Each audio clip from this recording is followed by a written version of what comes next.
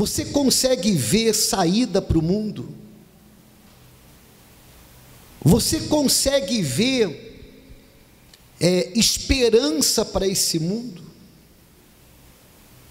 Pense, por favor. Você já percebeu que o tempo tem passado e a situação tem piorado? Só tem piorado. Então, não se vê uma saída. O problema existente, digamos que seja a situação que o mundo passa atualmente, digamos que seja solucionada, mas com toda certeza, problemas piores virão. Problemas piores virão. Porque o mundo, ele está perdido. O mundo está desenganado. Sabe aquela pessoa desenganada, que ela sabe que resta pouco tempo de vida? Assim é o mundo. Assim é o mundo. O mundo está perdido. Mas não apenas o mundo está perdido, muitos estão perdidos também. E isso é bíblico. O Senhor Jesus, certa ocasião, ele disse: o meu tempo está próximo. E o tempo dele está próximo. A volta do Senhor Jesus pode não ser hoje, pode não ser amanhã, mas ela está mais próxima do que se possa imaginar. E cada dia que passa se aproxima mais ainda. Cada dia que passa. Hoje, a volta do Senhor Jesus está mais próxima do que ontem. E amanhã estará mais próxima do que hoje. Então, quando ele diz: o meu tempo está próximo, isso é visível. Porque o que você vê no mundo hoje, você não via antes. O mundo está perdido e muitos estão perdidos também. Agora, falando dos muitos que estão perdidos, não são apenas os muitos do lado de fora, não, mas muitos também do lado de dentro. Até porque muitos são chamados e poucos são os escolhidos. Você foi chamado, eu fui chamado. Agora cabe a cada um de nós nos fazermos escolhidos. E quando que uma pessoa, ela se faz escolhida? Ela se faz escolhida quando ela é chamada e ela participa da palavra. É exatamente isso. E os perdidos, que não se encontram do lado de fora, mas que se encontram do lado de dentro, estão perdidos porque não tomaram uma decisão de participar da palavra. Em dezembro de 86, eu tomei uma decisão de participar da vida da minha esposa. A minha esposa tomou uma decisão de participar da minha vida. E muitos não conseguem, da mesma forma, tomar uma decisão de participar da palavra. Estão dentro da igreja, ouvem a palavra, conhecem a palavra, mas não tomaram essa decisão. Então, os que estão perdidos, os piores que se encontram nessa situação, se encontram dentro da igreja.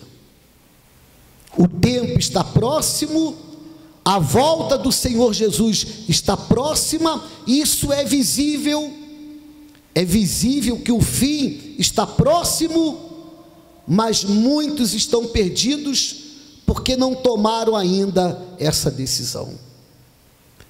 Veja o que o Senhor Jesus falou lá no Evangelho de João, capítulo 6, versículo 53. No versículo 48, ele disse: eu sou o pão da vida. E no versículo 53, diz assim: Jesus, pois, lhes disse: na verdade vos digo que, se não comerdes a carne do Filho do Homem, e não beberdes o seu sangue, não tereis vida em vós mesmos. Essa vida aqui não é a vida que nós conhecemos, não é a vida de 50 anos, de 60 anos, de 80, 90, 100 anos, não é uma vida limitada. Essa vida aqui é a vida eterna. E qual a condição para que tenhamos a vida eterna? A vida eterna, ela depende de participarmos da palavra. A vida eterna depende de participarmos do sacrifício do Senhor Jesus. A vida eterna depende de comermos a sua carne e bebermos do seu sangue. Agora, por quê? Por que que Ele é o único que tem condições de nos oferecer a sua carne e o seu sangue em troca da vida eterna, para que tenhamos a vida eterna? Por quê? Por que que Ele pode oferecer a sua carne, oferecer o seu sangue, para que aqueles que participam do seu sacrifício venham herdar a vida eterna? A resposta é simples: porque Ele morreu. Ele morreu. Ele morreu por mim. Ele morreu por você. Ele morreu por todos aqueles que, aceitando o seu sacrifício, que participando também do seu sacrifício, tomam a decisão de morrer para o mundo. O que é morrer para o mundo? Morrer para o mundo é morrer para si mesmo. Morrer para o mundo é morrer para tudo aquilo que o mundo tem apresentado. Morrer para o mundo é morrer para o pecado. Morrer para o mundo é morrer para aquilo que todos fazem, mas está errado. E não é porque que todos fazem o que está errado, que o errado é certo. O errado é errado, ainda que todos façam o que é o errado. E o certo é certo, ainda que ninguém faça o que é certo, mas é certo. Então todos nós somos adultos, temos consciência, temos entendimento, sabemos o que é certo e sabemos o que é errado. Amém, pessoal? Sabemos o que é certo e sabemos o que é errado. Se eu estou vivo para esse mundo, eu faço o que é errado porque todo mundo faz. Mas se eu estou morto para esse mundo, eu faço o que é certo, ainda que ninguém faça. Porque eu estou morto para esse mundo. Então, uma vez estando morto para o pecado, uma vez que eu tenha tomado a decisão de abandonar o vício, a mentira, a prostituição, o adultério, a traição, o roubo, o engano, uma vez que eu tomo a decisão de me libertar da mágoa, dos ressentimentos, uma vez que eu tomo a decisão de sacrificar o pecado, abandonar o pecado, então eu posso participar do seu corpo e posso participar do seu sangue. E participando do corpo e do sangue, eu passo a ter vida. É o que ele disse aqui: na verdade vos digo que, se não comerdes a carne do Filho do Homem e não beberdes o seu sangue, não tereis vida em vós mesmos. Então, se eu quero a salvação, se eu quero a vida eterna, eu devo morrer para esse mundo, eu devo estar morto para esse mundo. Por isso que a princípio nós falávamos que existem os perdidos que estão do lado de fora, mas existem os perdidos que estão do lado de dentro. E os perdidos do lado de dentro, a situação é mais delicada, porque os perdidos do lado de dentro conhecem a palavra, mas não adianta apenas, pessoal, conhecermos a palavra, nós precisamos participar dela. Quem participa da palavra, participa do sacrifício. Quem participa do sacrifício, come da carne, bebe do sangue, vive afastado do pecado e tem a vida eterna. Terá a certeza da eternidade nos céus da sua alma. A sua alma estará por toda a eternidade no reino dos céus. Então, tratando-se da salvação, tratando-se da vida eterna, você tem certeza da sua? O Senhor Jesus disse: o meu tempo está próximo. Quando que Ele vai voltar? Não sabemos, mas nós sabemos de uma coisa: o fim, Ele já começou. O fim para o mundo, ele pode demorar, digamos, 10 anos.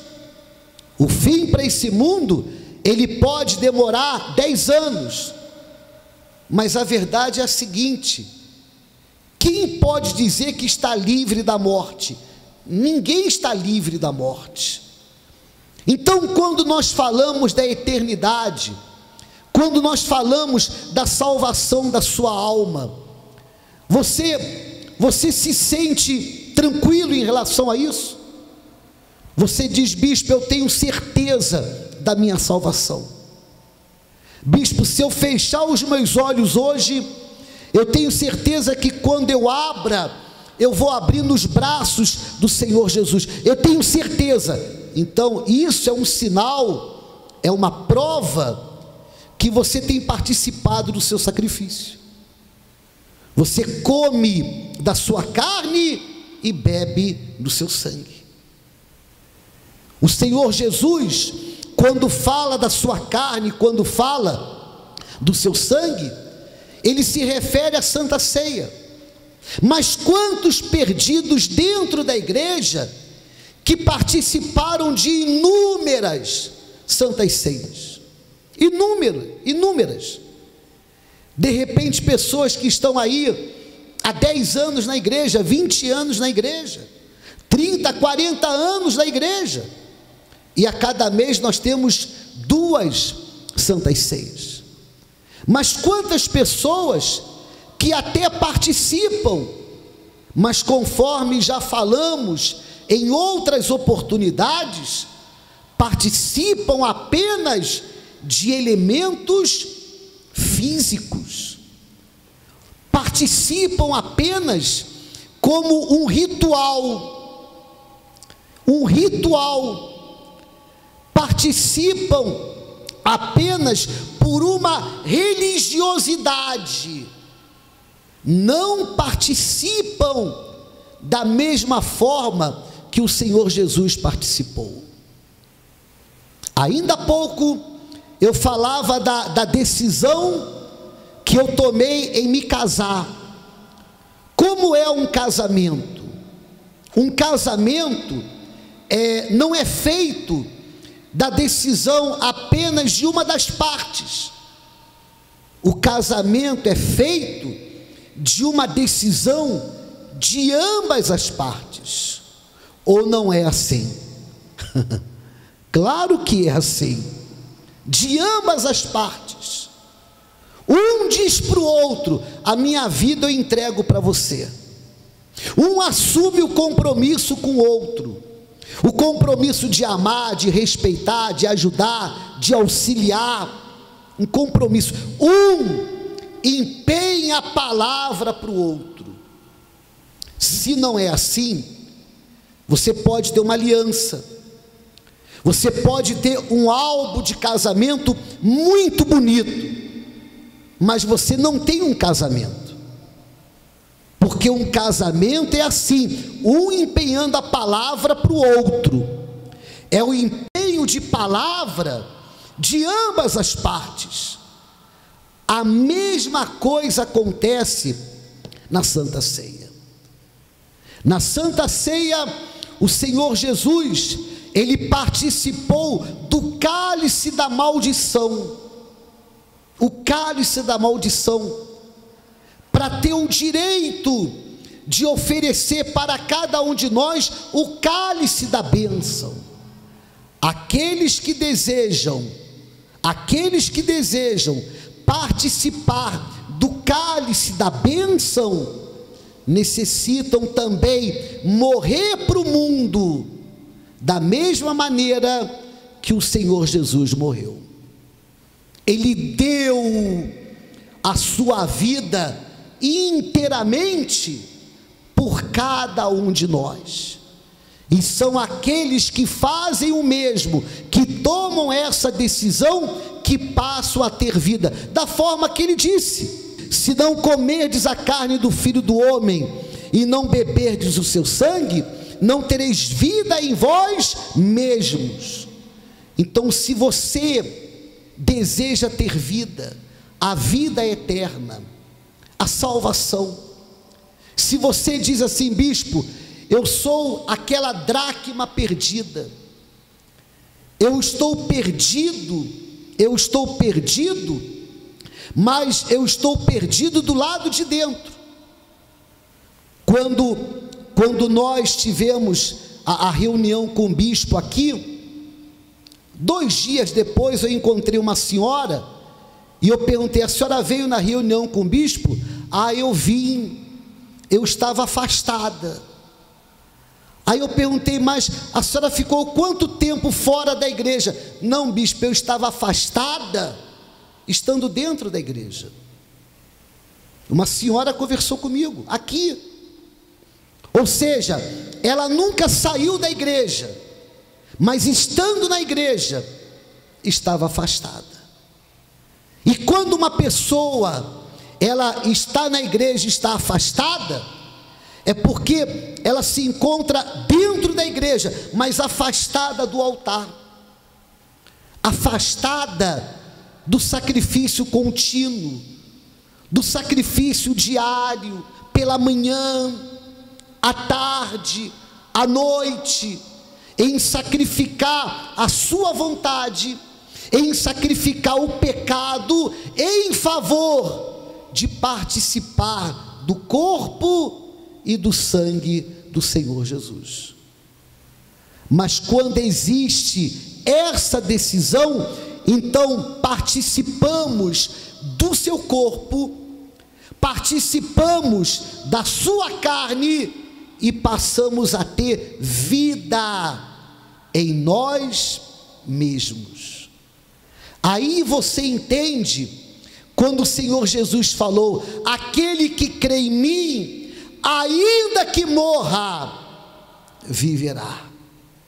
Ou seja, ainda que haja uma morte física, essa morte física não é nada, porque a alma viverá por toda a eternidade no reino dos céus.